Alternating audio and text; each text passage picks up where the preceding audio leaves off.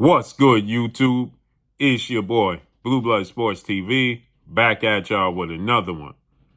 So, Gervonta Tank Davis responds to training clips and workout clips from his upcoming opponent in June, which is Frank the Ghost Martin. And Gervonta Tank Davis says that two-time trainer of the year, well-renowned future Hall of Fame trainer Derrick James' teachings is not going to help Frank the Ghost Martin, right?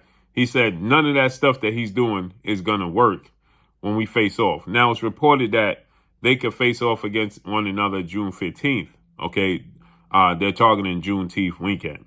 And this is a major opportunity for Frank the Ghost Martin, who's going to fight for the first world title of his career. Gervonta Tank Davis was elevated to the WBA lightweight super champion by President Gilberto Mendoza and the board after Devin the Dream Haney decided to vacate all his belts, the undisputed champion, and move up in weight. Gervonta Tank Davis was the WBA regular champion since 2019 when he beat Yoriokas Gamboa. So with that said, he's been elevated. So this is a title opportunity for Frank the Ghost Martin, who is an undefeated fighter, started boxing late, is 18 wins, no loss, no draw, 12 wins by way of knockout, 29 years of age, 5'8" with a 68-inch arm reach, right? Frank Martin presents the toughest challenge, in my opinion, on paper for Gervonta Tank Davis. This is a style that the fans in the boxing world has been clamoring for. Everybody wants to see Gervonta Tank Davis in the ring with a slick African-American fighter, a black fighter, right? Who he has not faced off against one at a high level in his career. You look at Yoriokas Gamboa, Rolando Rolly Romero, those fighters. But Yoriokas Gamboa is Cuban, comes from the Cuban school of boxing, and he was a little bit long in the tooth. And Rolando Rolly Romero is very flat-footed, very fundamentally sound, and lacks in defense, right? Is just has a lot of flaws and a lot of maturing in the boxing ring he needs to do. So with that said, for Gervonta Tank Davis, he's going to face a guy in Frank Martin who's slick, who is a southpaw, who has respectable power, who's athletic, fast hands, fast feet, and is taller than him, right? Longer arms, but just not much longer, right? 68-inch arm reach. Gervonta Tank Davis is 5'5" with a 67-inch arm reach. He's a southpaw who's explosive, have power, obviously. And he has 29 wins, no loss, no draw, 27 wins by way of knockout. But he's a 3-division champion, 5-time world champion. He's way more experienced, especially at this level. So they have history. They sparred in the Mayweather gym before. It was said that it was great sparring and that Frank Martin actually landed a bigger, cleaner shots, according to Frank Martin.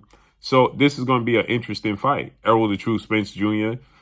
Is a former unified welterweight champion. He's the promoter of Frank Martin, Man Down Promotions. So this is going to be a huge fight. And it's said that we can get David Benavidez on the undercard of this fight, okay, in June, right? David Benavidez is going to be making his debut at 175. So this is going to be a stacked card if that all comes to fruition in June, right? So with that said, we are now going to get questions answered, right? Everybody says they want to see Gervonta Tank Davis in the ring with a slick black fighter. Now, obviously in sparring and throughout his career, he's had to have been in the ring with slick back fighters. It's just that at the professional level, we have not seen it at the professional level. We have not seen him in the ring with any slick black fighters at the professional level, right? Obviously, we know he sparred Devin Haney. He sparred Shakur Stevenson. Those are highly glorified sparring sessions, right? So with that said, he says that nothing Frank Martin does is going to work in the ring when they face off against one another, right? Now, Frank Martin in his last fight, he's 29 years of age. He started his career late, right? So Frank Martin, he faced off against Artem Hadarian, and he gave Frank Martin a lot of problems in that fight. A ton of problems he gave Frank Martin in that fight, right? And a lot of people have Frank Martin losing going into the championship rounds, okay? So with that said, Frank Martin, is adapting the style, of Derrick James. Okay, you can see early in his career when you watch Frank Martin early in his career, you see a different type of style. He was very elusive, very active with his feet and his hands, a boxer. When you look at the Duino fight, the Jerry Perez fight, he got stoppage in those fights, but look at the movement he used in those fights, okay, compared to his last 2 fights, okay, with, I would say his last 3 fights, Jackson Mariñez, and Michelle Ali Rivera, and our team, Hera Tuyan, right, in his last fight. In those 3 fights, he didn't get knockouts, right? Oddly enough, and he's fighting in a more pressure style, okay? In those fights, he won a unanimous decision. Then Jackie Mariñez, he got a 10th round TKO. But those fights are dragging out. When he fought the Dunos and he fought Perez and Kielczewski, right? When he fought those fighters, you could see he used a lot more movement, a lot slicker, a lot more, lively with his feet and his hands and his movement, right? That's what he's going to need if he's going to defeat Gervonta Tank Davis. Gervonta Tank Davis' biggest attribute. Many people look at Gervonta Tank Davis and the first thing they think about is, is that Gervonta Tank Davis power, right? Because 27 knockouts in 29 fights. So immediately everybody looks at Gervonta Tank Davis and the first thing they do is point to, is his power, right? But I think that the biggest, the biggest attribute that he has is his ring IQ, okay? His ability to think in the ring, his ability to stay poised and cool, calm, collective under pressure. He's losing fights on the scorecards to Mario Barrios and Hector Garcia, and Leo Santa Cruz is a close fight. And then he figures you out, right? He closes the gap. He sets traps. He uses his footwork to put him in position to overcome his lack of height, okay? Lack of arm reach. But, his ring IQ is the most important attribute that he has in his arsenal, because he can think his way through a fight. And he's a rare fighter that actually sees the target. He can multitask, right? So he can see the target, throw the correct punch, and land it, with enough speed, right? He doesn't waste a lot of punches. He has a low output, but, he's very, very accurate with his punches, right? He's very, very, knowledgeable of every inch and every foot of that square circle. He knows where he's at all times, okay? He knows if he's losing, okay?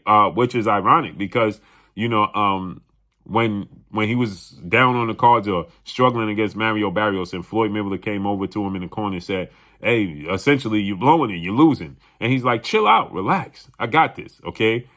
With Leo Santa Cruz, he went to the corner after the round before he stopped Leo Santa Cruz. He goes to the corner and Coach Calvin and his corner seems to be a little bit antsy. And he tells him, I just figured him out. Chill, I got this, okay?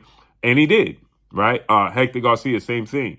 Gervonta Tank Davis does not get enough credit for his ability to think his way through fights. He doesn't get enough credit for his ability to use his ring IQ to set up these knockouts. Everybody's enamored with the knockouts and the power, but he don't get enough credit for setting up the knockouts, for putting himself and his opponent in position to be knocked out and for him to knock them out. And so if Frank Martin goes into this fight and Frank Martin is having identity issues like he did in his last fight, not making up his mind if he wants to be aggressive, he want to be a counterpuncher, he want to box from the outside. All of those things factor in. If you having those issues and you struggling thinking your way through this fight with Gervonta Tank Davis, you as good as a goner, okay? Because he's gonna pick you apart at that point in time with his mind, mentally, and his footwork, and he put mental and physical pressure on you. Gervonta is one rare fighter who can put mental and physical pressure on you from the back foot. Off the back foot, he put physical and mental pressure on you off the back foot because he got you on a hook, line, and sinker, right? He's just wheeling you in. And you can see that the fighters are sensing that they're being wheeled in, but they can't help themselves but to do what? Go all the way in, right? They can't help themselves but to do what? Go all the way in. They got to take the bait, right? And don't even realize they're on the hook line. You understand? They got an idea that they are, but they can't make the necessary adjustments, right? And so they find themselves too close, right, where you in his range, and he just takes over the fight. So if Frank Martin is fighting the way he fought the first half against Jackson Mariñez, and this fight, the first half with his last fight, he's gonna lose, right? So Gervonta Tank Davis said ain't nothing he's doing going to work in this fight in June. So I can't wait to see it because I love the style matchup. A lot of people are not happy with the fight because it's not the name that they want to see. I'm more than joyful of this fight because the style matchup. I'm interested to see and Frank Martin is familiar. He says that Gervonta Tank Davis power, he has power, but it's not exceptional. Well, a lot of his opponents can beg to differ. They're familiar with one another. Can't wait to see how this plays out. But that's all I got for you again. So Derrick James' style, you see his style in Errol Spence and Jamel Charlo, and that's starting to rub off and be the style of Frank Martin. When you look at Frank Martin previous fights, he was a mover. He has to adapt this style previously. If he's in the pocket and pressing Gervonta Tank Davis, I think he's in trouble. So let's see how this unfolds and plays out. But that's all I got for y'all. Make sure you hit the like button. Drop a comment in the comment section. Let me know what y'all think. Y'all already know what it is. It's your boy Blue Blood Sports TV. Hate, like, comment, and subscribe. You haven't subscribed, hit the subscribe button, hit the like button, hit the bell icon to get all the new notifications. Follow me on Instagram at Blue Blood Sports TV, all one word. That's all I got for y'all. I'm gone. Peace.